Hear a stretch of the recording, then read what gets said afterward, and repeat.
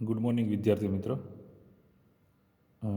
Last લેક્ચરની અંદર આપણે કુદરતમાં પ્રવર્તતા બળો કે જે 4 પ્રકારના બળો હતા, જેને મૂળભૂત બળો તરીકે પણ આપણે ઓળખીએ છીએ, તેવા 4 પ્રકારના બળો હતા. એ આપણે એમાંથી પહેલું બળ જે છે આપણે સમજ્યા હતા.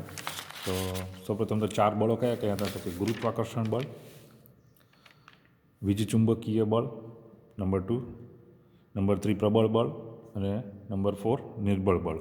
તો 4 પ્રકારના બળો હતા કે જે મૂળભૂત બળો તરીકે ઓળખવામાં આવે છે, જેને ફંડામેન્ટલ ફોર્સ એવું પણ કહેવામાં આવે છે.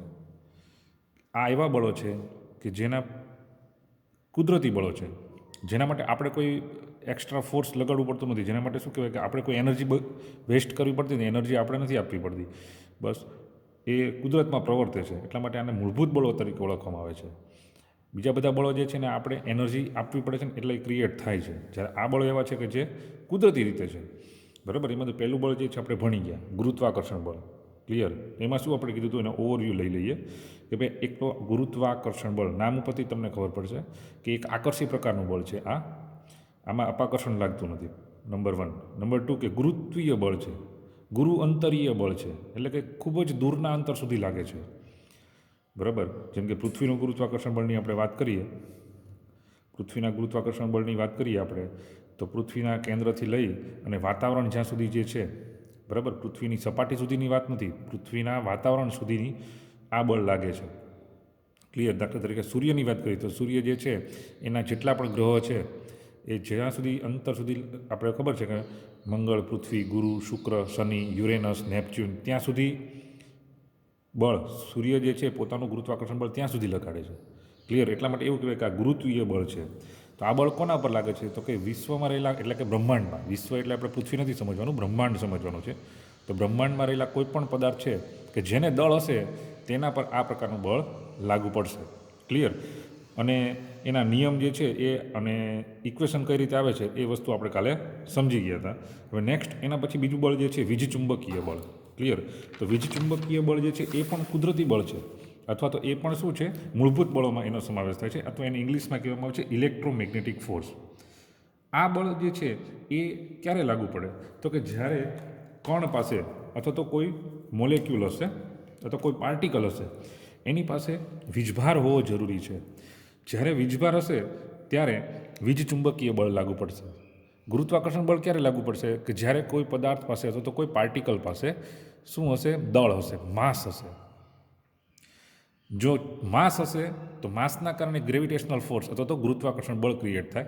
જ્યારે એની પાસે વીજભાર હશે, એટલે કે ચાર્જ હશે કોઈ, બરાબર, તો ચાર્જ હશે તો એના કારણે એની વચ્ચે શું લાગશે? વીજચુંબકીય બળ લાગશે.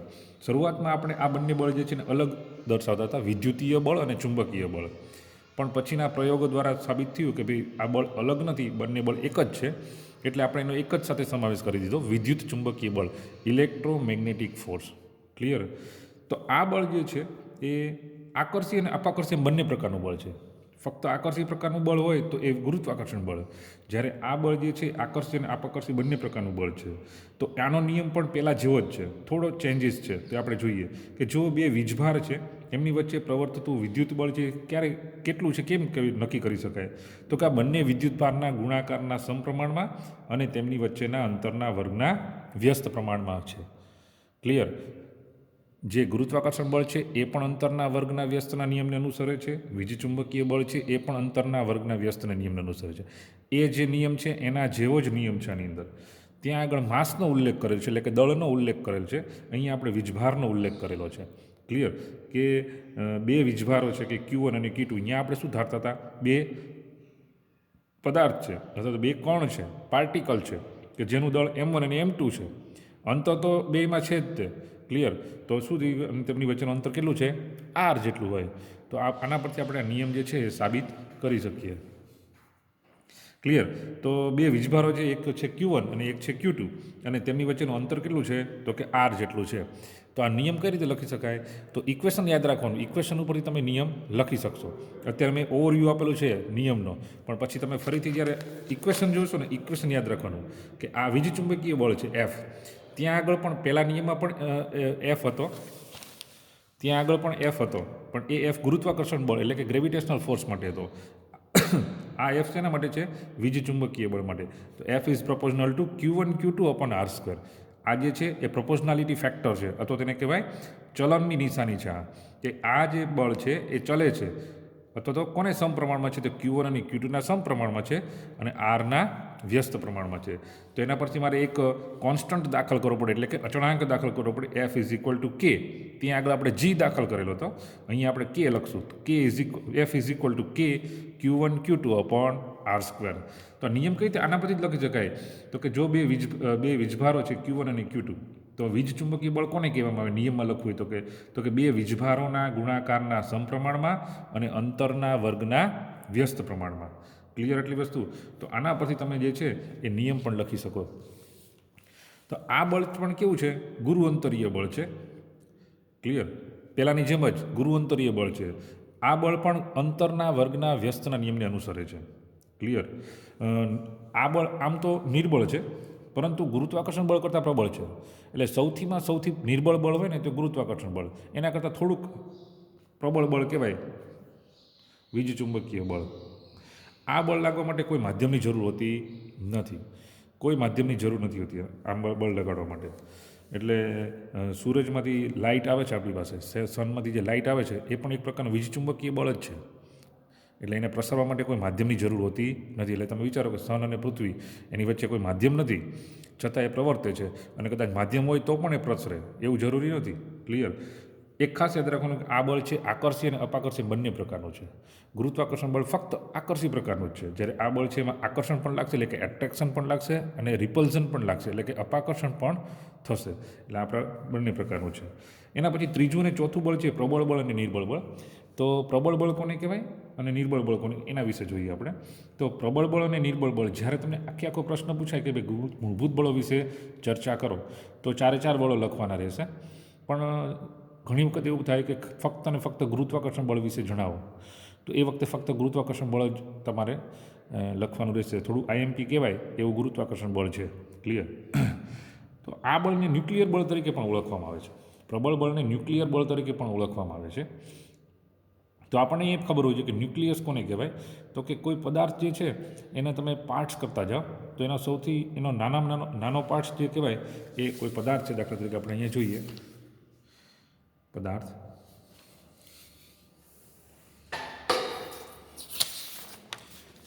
અહીંયા જોઈએ દાખલા તરીકે કોઈ પદાર્થ છે, અથવા તો એને સબસ્ટન્સ કહેવાય, સબસ્ટન્સ, અથવા તો એને કહેવાય મેટર ઇંગ્લિશની અંદર.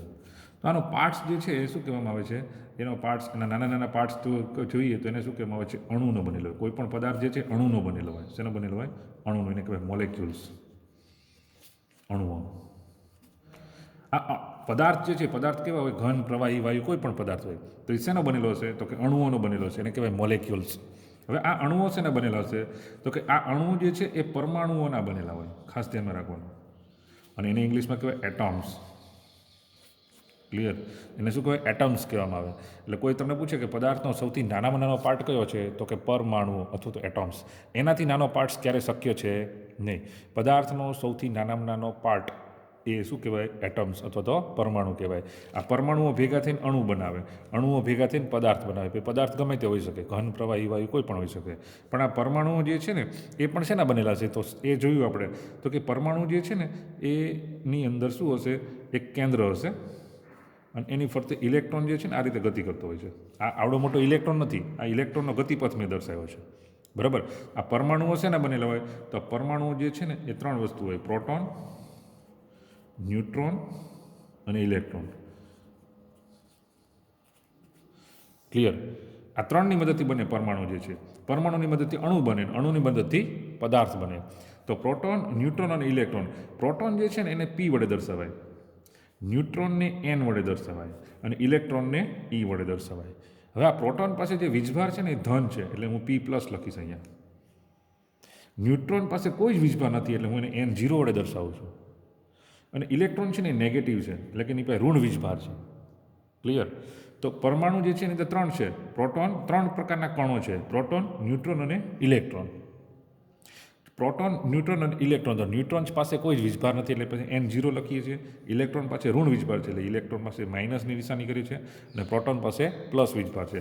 હવે જો પદાર્થની રચના જોઈએ આપણે, આ પરમાણુની જો રચના જોઈએ પરમાણુની, તો કેન્દ્રની અંદર ન્યુટ્રોન અને ઇલેક્ટ્રોન આ બે વસ્તુ હોય કેન્દ્રની અંદર, અને એની ફરતે ઇલેક્ટ્રોન જે છે ને ગતિ કરતા પી કેન્દ્રની અંદર આ રીતે આ ઇલેક્ટ્રોન ગતિ કરતા હોય એની ફરતે. ક્લિયર? કેન્દ્રમાં શું હોય? ન્યુટ્રોન અને ઇલેક્ટ્રોન પ્રોટોન રહેલા હોય, ન્યુટ્રોન અને પ્રોટોન રહેલા હોય. કેન્દ્રમાં શું રહેલું હોય? Neutron plus proton N plus પી, અને એની ફરતે ઇલેક્ટ્રોન છે ગતિ કરતા હોય. તો આ જે છે ને આવી રચના પરમાણુની છે. આ રચના કોની છે? પરમાણુની છે. તો આ પરમાણુ જે છે ને એની અંદર આ જે છે ને ન્યુક્લિયસ કહેવાય, કે જ્યાં ન્યુટ્રોન અને પ્રોટોન રહેલા છે એને શું કહેવામાં આવે? ન્યુક્લિયસ કહેવામાં આવે. ન્યુક્લિયસ કહેવાય ને. આ જે આખું છે ને એટમ કહેવાય, પરમાણુ કહેવાય. પણ એ જે કેન્દ્રમાં રહેલું છે ને, કેન્દ્રમાં શું રહેલું છે? ન્યુટ્રોન અને પ્રોટોન, એને શું કહેવાય? ન્યુક્લિયસ કહેવાય. પરમાણુના કેન્દ્રને ન્યુક્લિયસ કહેવાય. તો આ જે ન્યુક્લિયસ છે ને ત્યાં એક ચોક્કસ પ્રકારનું બળ પ્રવર્તે છે કે જેના કારણે ન્યુટ્રોન અને પ્રોટોન છે ને એક સાથે બંધાઈને જોડાયેલા ગોઠવાયેલા છે. એ એકબીજાથી છટકી જતા નથી, દૂર નથી જતા એકબીજાથી, એકબીજા સાથે જોડાઈને રહે છે. બરાબર? એને કહેવાય ન્યુક્લિયસ. અને આ જે છે ને એકદમ પ્રબળ બળ છે, સ્ટ્રોંગ છે, ખૂબ જ જોરદાર બળ લાગે છે. બરાબર? એટલા માટે જે છે એ આ બળને ન્યુક્લિયર બળ તરીકે ઓળખવામાં આવે છે. કેમ? તો કે આ બળ જે છે ક્યાં પ્રવર્તે છે? પરમાણુના કેન્દ્રમાં, અને પરમાણુના કેન્દ્રને શું કહેવાય? ન્યુક્લિયસ. એટલા માટે આ બળને ન્યુક્લિયર બળ પણ કહેવામાં આવે છે. ક્લિયર આટલી વસ્તુ? ઓકે, ચલો નેક્સ્ટ. આ બળ ન્યુક્લિયસમાં રહેલા પ્રોટોન અને ન્યુટ્રોન, એ તો તમને મેં સમજાવી દીધું કે ભાઈ આ બળ છે ન્યુક્લિયસમાં રહેલા પ્રોટોન અને ન્યુટ્રોન વચ્ચે લાગુ પડે છે. પ્રોટોન અને ન્યુટ્રોનને ન્યુક્લિયસમાં જકડી રાખવા માટે જવાબદાર બળ છે. અને બધા જ પ્રકારના બળમાં ન્યુક્લિયર બળ શું છે? સૌથી પ્રબળ બળ છે. અને આ બળ કેવું છે? લઘુ અંતરીય બળ છે. તમે જો પદાર્થનો પરમાણુ અણુ જે છે એ પણ નરી આંખે ન જોઈ શકાય, તો પરમાણુ તો ક્યાંથી જોઈ શકાય? બરાબર? એટલે હવે આ પરમાણુ નરી આંખે નથી જોઈ શકતો, એમાંય એનું કેન્દ્ર એ તો કેટલું ઓછું હોય, નાનું હોય, અને એટલા માટે આ બળ અહીંયા પ્રવર્તે છે. એટલે આ બળ કેવું કહેવાય? લઘુ અંતરીય બળ છે. મેં તમને આગળની જે ફિગર સમજાવી ને એના ઉપરથી જ આ ચારે ચાર ટોપિક તમે લખી શકો એટેચથી. ક્લિયર? તો આ પ્રબળ બળની વાત થઈ ગઈ. નેક્સ્ટ જોઈએ નિર્બળ બળ. તો નિર્બળ બળ જે છે એ ક્યાં લાગુ પડે? તો વીક ફોર્સ. તો આ બળ ન્યુક્લિયસમાંથી જ્યારે આમાં શું થાય કે ન્યુક્લિયસમાંથી અમુક વખત છે ને કંઈક રેઝ ઉત્પન્ન થાય છે. આનું આખું ચેપ્ટર છે આપણે, બરાબર? આનું આખું ચેપ્ટર આવશે એ વખતે તમને ખ્યાલ આવશે. એ વખતે હું તમને ફરીથી યાદ કરાવીશ. જો ન્યુક્લિયસમાંથી છે ને એનર્જી બહાર નીકળે અથવા તો કોઈ રેઝ બહાર નીકળે છે, બરાબર? તો એ જે રેઝ જે છે અથવા તો એ જે કણ બહાર નીકળે છે એમાં 3 પ્રકારના હોય છે: આલ્ફા, બીટા અને ગેમા. પણ જે બીટા કણના ઉત્સર્જન માટે જવાબદાર છે આ બળ છે, નિર્બળ બળ. બરાબર? અને બીજી વસ્તુ છે કે આ બળ બાકીના બધા જ બળો કરતાં કેવું છે? નબળું છે. એટલા માટે આને નિર્બળ બળ કહેવામાં આવે છે. આમાં ખાલી એટલું જ યાદ રાખવાનું છે કે બીટા કણના ઉત્સર્જન માટે જવાબદાર છે આ બળ. અને વધારે માહિતી તમને આનું આખું ચેપ્ટર આવશે આપણે, એ વખતે તમને મળશે. એ વખતે હું તમને કહીશ કે ભાઈ નિર્બળ બળ જે છે કઈ રીતે ક્રિએટ થાય છે. ક્લિયર? તો આની અંદર આપણે આટલું જ રાખશું અહીંયા બળ વિશે. ચારે ચાર નામ યાદ રાખવાના બળના, અને એના ઉપરથી તમારે ખાસ તો ધ્યાનમાં એ રાખવાનું કે કયું બળ જે છે ક્યાં લાગે છે, અને નિર્બળ બળ છે, ગુરુ અંતરીય બળ છે, લઘુ અંતરીય બળ છે. ક્લિયર? ઓકે, ચલો નેક્સ્ટ હવે જોઈએ આના પછીનો ટોપિક. હવે જે ટોપિક આવશે એ બધા જ તમે ભણી ગયા છો અને તમને એકદમ ઇઝીલી યાદ રહી જાય ને એવા ટોપિક છે, એટલે થોડુંક સ્પીડમાં આપણે જોઈશું. ક્લિયર? ચલો, ન્યૂટનની ગતિના નિયમો બધા જ તમે નીચલા ધોરણમાં પણ જોઈ ગયા છો. ન્યૂટનની ગતિના નિયમો, તો એવું જે છે એ આમાં 3 નિયમ આપેલા છે ન્યૂટને. ગતિ વિશેનો સૌપ્રથમ જો ખ્યાલ આપ્યો ને તો ગેલેલિયો આપેલો આપણને. ગેલેલિયોએ સૌપ્રથમ આપણને ખ્યાલ આપેલો કે ગતિ છે એ શું છે, અને એના વિશેની માહિતી આપણને સૌપ્રથમ એણે આપેલી. ક્લિયર? તો ગતિના નિયમો જે છે એમાં સૌપ્રથમ આપણે ગતિનો પ્રથમ નિયમ જોઈએ. આ બધા જ આની અંદર આ નિયમો જે છે એવા છે કે જનરલ રૂટીન લાઈફમાં આપણે જાણીએ છીએ અને જોઈએ છીએ અને અનુભવીએ છીએ, બરાબર? આપણને ખ્યાલ નથી હોતો બળ. તો પહેલો નિયમ જે છે શું કહે છે કે જ્યાં સુધી કોઈ પદાર્થ પર બળ ન લાગે ત્યાં સુધી પદાર્થ જે છે પોતાની સ્થિતિ જાળવી રાખે, એટલે કે એની સ્થિતિમાં કોઈ ફેરફાર ન કરે. જો પદાર્થ સ્થિર હોય ને તો સ્થિર જ રહે, એટલે કે જો એની સ્ટેટિક કન્ડિશન હશે તો એ સ્ટેટિક કન્ડિશનમાં જ રહે. અને જો પદાર્થ ગતિ કરતો હોય, એટલે કે જો એ મોશન કરતો હોય, બરાબર, તો એ એની અવિરત ગતિ જાળવી રાખે. આને ન્યૂટનની ગતિનો પ્રથમ નિયમ કહેવાય. દાખલા તરીકે ઉદાહરણ આપીએ આપણે કે ભાઈ કોઈ એક ટેબલ ઉપર એક પદાર્થ પડેલો છે, તો જ્યાં સુધી આપણે એના પર કોઈ બળ ન એપ્લાય કરીએ, એટલે કે ફોર્સ એપ્લાય ન કરીએ, તો એ પદાર્થ છે એ ગતિ કરશે અથવા તો એની સ્થિતિ બદલશે, તો કે ના, નહીં બદલે, એ પોતાની સ્થિતિ જાળવી રાખે છે. આને ન્યૂટનની ગતિનો પ્રથમ નિયમ કહેવાય. ક્લિયર? એકદમ સિમ્પલ. અને આપણે બધાને ખબર જ છે કે કોઈ પદાર્થ જે છે એની સ્થિતિ બદલતો નથી. તો આ એને નિયમ કહેવાય, ન્યૂટનની ગતિનો પ્રથમ નિયમ. ફક્ત એની નિયમ જે છે ને યાદ રાખવાનો, ખાસ ધ્યાનમાં રાખવાનું. જ્યારે તમે કોઈ નિયમ લખતા હોય ને ત્યારે એ ઇન્વર્ટેડ કોમામાં, એટલે કે અવતરણ ચિહ્નમાં લખવાનો. ક્લિયર? અને એના જે શબ્દો જે છે ને એ બને ત્યાં સુધી બદલાવાના નહીં, જે છે ને એવા જ લખવાના. જેમ કે અહીંયા આપણે લખ્યું છે કે જ્યાં સુધી કોઈ પદાર્થ પર બળ ન લાગે ત્યાં સુધી તે પદાર્થ પોતાની સ્થિતિ જાળવી રાખવાનો ગુણધર્મ ધરાવે છે, જેને ન્યૂટનની ગતિનો પ્રથમ નિયમ કહે છે. તો આ શબ્દો જે છે ને બધા એક જે છે ને એમનામ જ લખવાના, કારણ કે નિયમ જ્યારે હોય ને, નિયમના શબ્દો બદલવાના નહીં. તો હવે એ કહેવા શું માગે છે સ્થિતિ જાળવી રાખવી એટલે? તો સ્થિતિ જાળવી રાખવી એટલે શું? કે જો પદાર્થ સ્થિર હોય ને તો એ સ્થિર જ રહે, અને જો પદાર્થ ગતિ હોય તો તે એની અચળ વેગી ગતિ જાળવી રાખે છે. અચળ વેગી ગતિ. ક્લિયર? આને ન્યૂટનની ગતિનો પ્રથમ નિયમ કહે છે. અને પછી એકાદ બે ઉદાહરણ આપી દેવાના આપણે કે ભાઈ પદાર્થના ટેબલ ઉપર કોઈ પદાર્થ પડેલો હોય તો એ શું કરે છે? પોતાની ગતિ જ્યાં સુધી બળ ન લગાડો ત્યાં સુધી ગતિ કરતો નથી.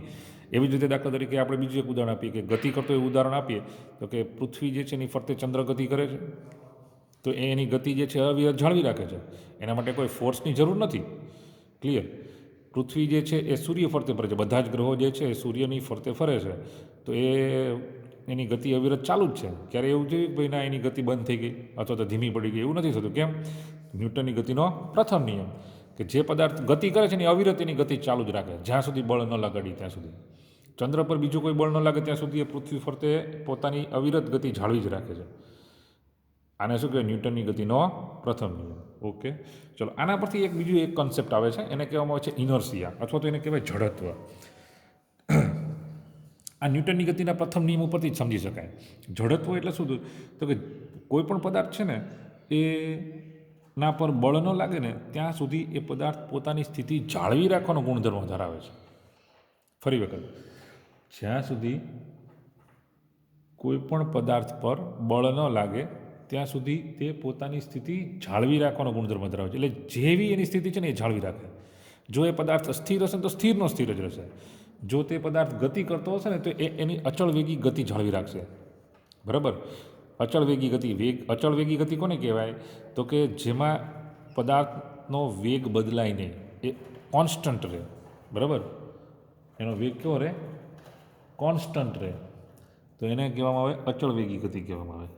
અને જો પદાર્થ કોઈ એક દિશામાં ગતિ કરતો હોય તો એની દિશા પણ જાળવી રાખે, એ દિશા પણ બદલતો નથી, તો એને કહેવામાં આવે જડત્વ. અને આના ઉપરથી જડત્વના ત્રણ પ્રકાર પડે છે. કયા કયા જડત્વના ત્રણ પ્રકાર પડે છે? તો કે ત્રણ પ્રકાર છે. એક સ્થિત જડત્વ, એને કહેવાય ઇનર્શિયા ઓફ રેસ્ટ. ગતિક જડત્વ, ઇનર્શિયા ઓફ મોશન. દિશાકીય જડત્વ, ઇનર્શિયા ઓફ ડાયરેક્શન. એકદમ સિમ્પલ અને તમને સમજાઈ જાય કે ભાઈ સ્થિત જડત્વ કોને કહેવાય, ગતિક જડત્વ કોને કહેવાય અને દિશાકીય જડત્વ કોને કહેવાય. એવા ઉદાહરણ એક બબે આપણે લઈએ. તો કે સ્થિત જડત્વ કોને કહેવામાં આવે? તો કે જો પદાર્થ પોતાની સ્થિતિ જાળવી રાખવાનો ગુણધર્મ ધરાવતો હોય તો એને સ્થિત જડત્વ કહેવાય. દાખલા તરીકે તમે કોઈ બસમાં બેઠા છો, બસ છે એ બસ સ્ટોપ ઉપર ઊભી છે, તમે અંદર બેઠા છો, તમારી કન્ડિશન સ્ટેટિક છે. બરાબર? એટલે કે સ્થિર સ્થિતિ છે. બસની સ્થિતિ પણ સ્થિર સ્થિતિ છે. હવે અચાનક જ જે બસ જે છે એ ડ્રાઈવર ચાલુ કરે છે અને સ્ટાર્ટ કરે છે, તો તરત જ શું થશે? તમને શું થશે? પાછળ તરફ ધક્કો લાગશે. કેમ? કારણ કે તમે તમારી સ્થિર સ્થિતિ હતી, બરાબર, એ સ્થિતિ જાળવી રાખવાનો ગુણધર્મ ધરાવવાનો છે. એટલે એ સ્થિત જડત્વ છે. બસે ગતિ કરવાની શરૂઆત કરી એટલે બસની ગતિ સ્ટાર્ટ થઈ, તમારી સ્થિતિ કેવી હતી? સ્થિર. એટલે આપણે આપણી સ્થિતિ જાળવી રાખવાનો ગુણધર્મ ધરાવીએ છીએ. આ તમને ઉદાહરણ આપ્યું આપણું, પણ દરેક પદાર્થ માટે આવું થઈ શકે. ક્લિયર? તો આને સ્થિત જડત્વ કહેવાય. એની સ્થિતિ જાળવી રાખવાનો ગુણધર્મ ધરાવે છે એટલા માટે.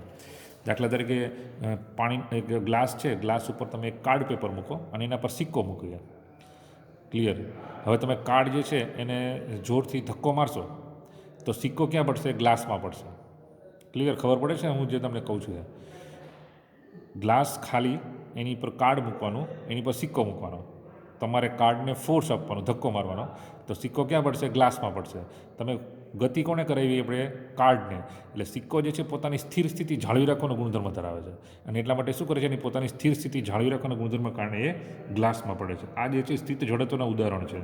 નેક્સ્ટ જોઈએ ગતિક જડત્વ.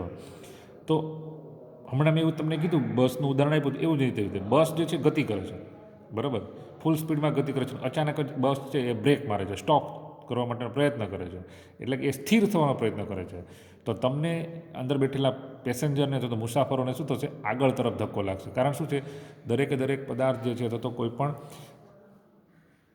મેટર અથવા તો સબસ્ટન્સ એની ગતિ જાળવી રાખવાનો ગુણધર્મ ધરાવે છે ગતિક જડત્વના કારણે. એટલે બસ જે છે સ્ટોપ થાય છે, પણ મુસાફરો જે છે પોતાની ગતિ તો ચાલુ જ રાખે છે. એટલા માટે શું કરે છે? આગળ તરફ જવાનો પ્રયત્ન થાય છે, અથવા તો આગળ તરફ તમને ધક્કો લાગે છે. ક્લિયર? તો આવી જ રીતે તમે ગતિક જડત્વની અંદર તમે બીજું જે ઉદાહરણ તમારે જોવું હોય કે દાખલા તરીકે ચાલુ બસ હોય અને એમાંથી કોઈ વ્યક્તિ ઉતરતો હોય મુસાફર, તો થોડો સમય શું કરશે? જોડે જોડે બસની સાથે સાથે દોડીને ઉતરવાનો પ્રયત્ન કરશે. એટલે શું થાય? એની ગતિ જે છે ધીમે ધીમે ધીમે સ્ટોપ થાય. તો એ પણ ગતિક જડત્વનું ઉદાહરણ છે. તમે જાતે પણ ઘણા બધા ઉદાહરણો આવી રીતે વિચારી શકો. દિશાકીય જડત્વ જોઈએ તો કે જો પદાર્થ પોતાની દિશા પણ જાળવી રાખવાનો ગુણધર્મ ધરાવે. એટલે કોઈ પદાર્થ જે છે એની ગતિ કરતો હોય તેની દિશા આપણે બદલી શકતા, એ પોતાની દિશા પણ જાળવી રાખે છે, બરાબર. કઈ રીતે? દાખલા તરીકે આપણે દિશાકીય જડત્વની વાત કરીએ તો પથ્થર જે છે એને દોરી સાથે બાંધી અને તમે ગોળ ગોળ ફેરવો છો, બરાબર. કોઈ એક પથ્થર જે છે એને દોરી સાથે બાંધી અને તમે ગોળ ગોળ ફેરવો છો આવી રીતે, બરાબર. આ રીતે ગોળ ગોળ આપણે ફેરવીએ છીએ. અચાનક પદાર્થ જે છે અહીંયા આવીને છૂટી જાય છે, દાખલા તરીકે દોરી છૂટી જાય છે, તો પદાર્થ છે ને આ દિશામાં ગતિ કરશે, જો, કારણ કે તે એની દિશા આ છે. એટલે પછી એ ગોળ ગોળ નહીં ફરે. જ્યારે દોરી છૂટી જાય છે ત્યારે પદાર્થ આમ ગોળ ગોળ ફરશે નહીં. દાખલા તરીકે પદાર્થ અહીંથી છૂટી ગયો તો એ અહીંથી આ દિશામાં ગતિ કરશે, અહીંથી ફંટાઈ જશે.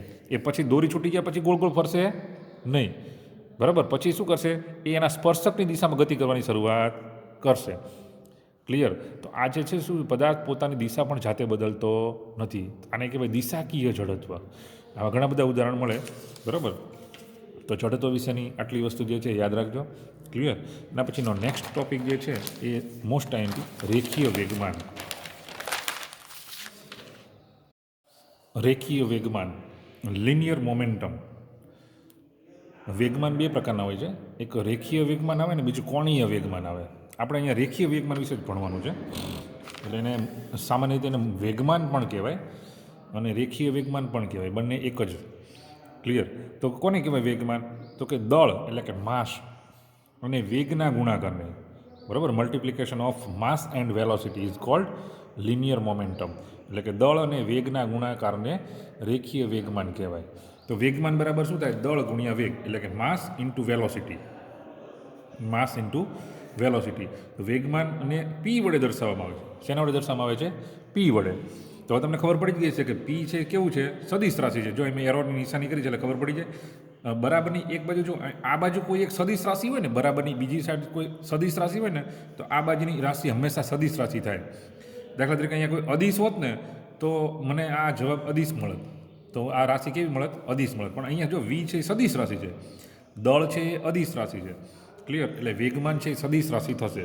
એટલે કે વેગમાન બરાબર માસ ઇન્ટુ વેલોસિટી, દળ ગુણ્યા વેગ, એમ ઇન્ટુ વી. ક્લિયર? આનો એકમ શું થાય? એમ. તો એમ એટલે શું છે? તો કે દળ શેમાં મપાય? તો કે કિલોગ્રામમાં. વેગ શેમાં મપાય? મેગ. તો મીટર પ્રતિ સેકન્ડ. એટલે વેગમાનનો એકમ થાય કિલોગ્રામ ઇન્ટુ મીટર પ્રતિ સેકન્ડ.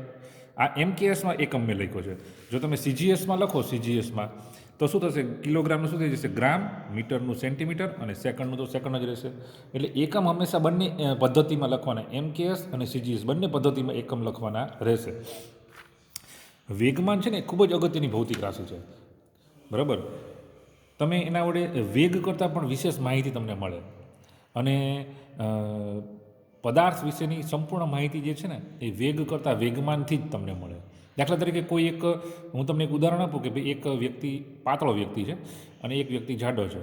બરાબર, કે જેની હાઇટ બોડી વધારે છે, બંને એક જ સરખા વેગથી તમારા તરફ દોડતા આવે છે. તમે એક બાજુ ઊભા છો, તમારી સામે બંને વ્યક્તિ દોડતા દોડતા આવે છે, અને હવે તમને એમ કહેવામાં આવે કે તમે બેમાંથી કોઈ પણ એકને રોકવાના છે. તમારે બંનેનો વેગ સરખો જ છે, એક જ સ્પીડમાં આવે છે બંને. ચલો, તો આપણે કોને રોકવાનો પ્રયત્ન કરશું? જે પાતળો વ્યક્તિ છે એને રોકવાનો પ્રયત્ન કરશું. ક્લિયર? કેમ કે કેમ એવું કરીએ છીએ આપણે? તો કે વેગમાનના કારણે. કારણ કે પાતળો વ્યક્તિ છે એનું વેગમાન ઓછું હશે. બેનો વેગ ભલે સરખો હોય, પણ એકનું દળ વધી જશે.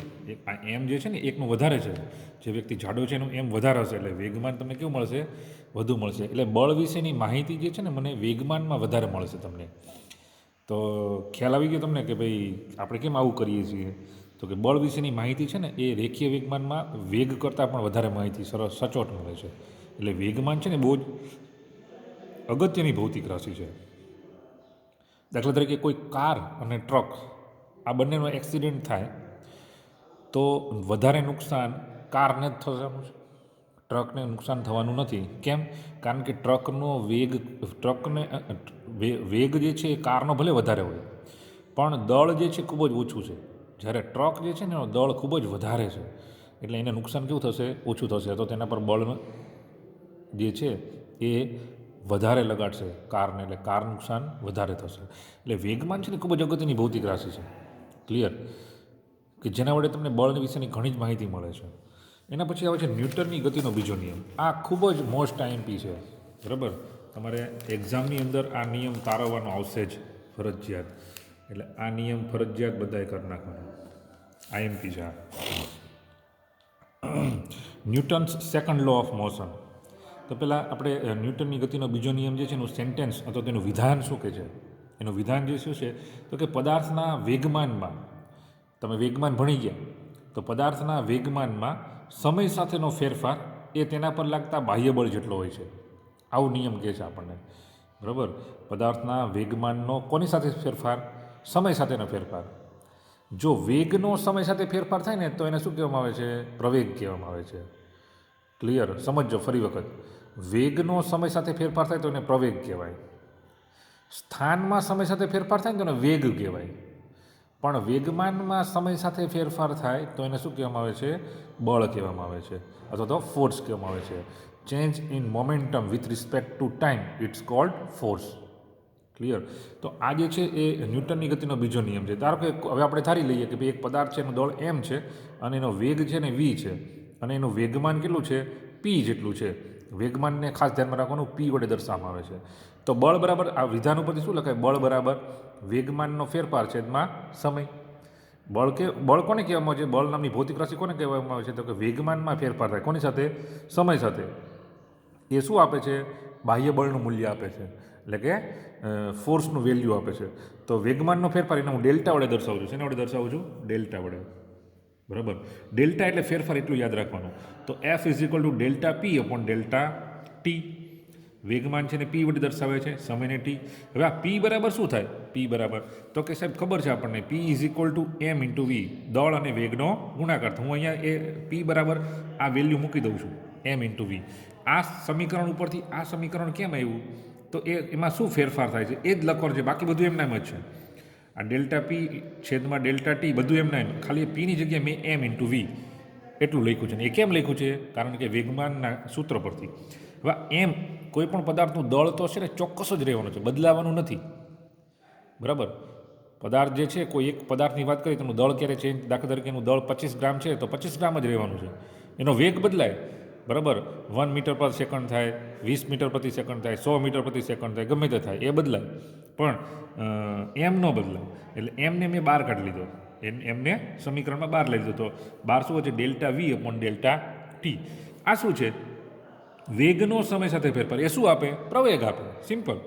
વેગનો, મેં હમણાં જ વાત કરી, વેગનો સમય સાથેનો ફેરફાર એ શું આપે છે? પ્રવેગ આપે છે. તો એમ ઇન્ટુ એ. બરાબર, વેગમાનમાં સમય સાથે ફેરફાર થાય તો બળ આપે. વેગમાનમાં સમય સાથે ફેરફાર થાય તો બળ આપે. વેગમાં સમય સાથે ફેરફાર થાય તો શું આપશે? પ્રવેગ આપશે. સ્થાનમાં સમય સાથે ફેરફાર થાય ને તો વેગ આપશે, વેલોસિટી આપે. ક્લિયર? તો આટલું યાદ રાખવાનું ફરજિયાત. તો delta V upon delta T is equal to A છે, F is equal to M A મળી ગયું મને, દળ અને પ્રવેગનો ગુણાકાર.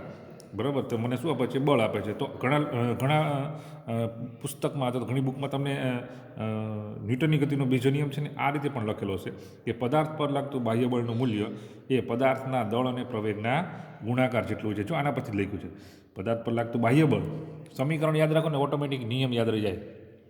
બરાબર, 2 થી 3 વખત વાંચો અને સમીકરણ યાદ રાખી લો એટલે ઓટોમેટિક બધા જ નિયમ યાદ રહી જશે. આ યાદ હોય તમને F ઇઝ ઇક્વલ ટુ મા ma. ક્લિયર? તો એમ એટલે શું? દળ, એ એટલે પ્રવેગ અને એફ એટલે બાહ્ય બળ છે. તો કે કોઈ પણ પદાર્થ પર લાગતું બાહ્ય બળ એ પદાર્થના દળ અને તેના પ્રવેગના આ શું છે? ગુણાકાર જેટલું હોય છે. આને કહેવાય ન્યૂટનની ગતિનો બીજો નિયમ. આ પણ નિયમ લખો તો સાચું ઓકે છે. આ નિયમ લખો તમે તો પણ બરોબર છે, કોઈ જ વાંધો નથી. અને આ લખો તો પણ વાંધો નથી. આપણે બંને નિયમ એ સિમ્પલ જ છે, એટલે બંને નિયમ યાદ રાખવાના. ક્લિયર? આના ઉપરથી બળનો એસઆઈ એકમ એફ બરાબર શું હતું? ma. બરાબર, અહીંયા હું લખી દઉં છું ફરી વખત, પેજ ઉલટાયું એટલે એફ બરાબર શું મળ્યું મને? ma. બરાબર, તો જુઓ તમે બળનો એસઆઈ એકમમાં લખો તો દળનો એકમ શું થાય? કિલોગ્રામ. પ્રવેગનો એકમ શું થાય? મીટર પર સેકન્ડ સ્ક્વેર. ક્લિયર? પ્રવેગ સૂત્ર ઉપરથી તમને નિયમ પણ આવડશે અને એકમ પણ આવડશે. તો F is equal two ma. તો એમ એટલે શું થાય? કિલોગ્રામ. અને એ એટલે પ્રવેગનો એકમ થાય મીટર પ્રતિ સેકન્ડ સ્ક્વેર. તો એમ કે એસમાં મને મળી ગયો. આને નિયમ જે છે ને ગતિના નિયમો ન્યૂટને આપ્યા હતા. એટલા માટે બળ જે છે, બળ એનો એકમ જે છે એને એક સંજ્ઞા આપી દેવામાં, કારણ કે દરેક વખતે બળ જે છે ને એવી ભૌતિક રાશિ છે કે ખૂબ જ બધી જગ્યાએ વપરાય. તો દરેક વખતે એનો એકમ આટલો બધો લખવો છે ને એ હિતાવહ નથી, અથવા તો અગવડતા ભર્યું લાગે આપણને. એટલા માટે આપણે એને નામ આપી દીધું. તો નામ શું આપ્યું? ન્યૂટન. કોઈ તમને પૂછે બળનો એકમ શું છે, તો શું થાય? કિલોગ્રામ ઇન્ટુ મીટર પ્રતિ સેકન્ડ સ્ક્વેર, અથવા તો ન્યૂટન પણ લખાય ને. બરાબર, એન હંમેશા કેપિટલ કરવાનો. સીજીએસમાં જોઈએ તો સીજીએસમાં શું થાય? તો કિલોગ્રામનું ગ્રામ, મીટરનું સેન્ટીમીટર અને સેકન્ડ સ્ક્વેર તો એમનો જ રહેશે. તો ગ્રામ ઇન્ટુ સેન્ટીમીટર પ્રતિ સેકન્ડ સ્ક્વેર, અથવા તો ડાઇન. બરાબર, અહીંયા ડી હંમેશા સ્મોલ રાખવાનું. તો બળનો એકમ શું થાય? એમકેએસમાં ન્યૂટન અને સીજીએસમાં ડાઇન. અને આના પરથી તમને મેં એક સૂત્ર આપ્યું હતું, 1 ન્યૂટન ઇઝ ઇક્વલ ટુ કેટલા ડાઇન થાય? તો કે 10⁵ ડાઇન. ક્લિયર?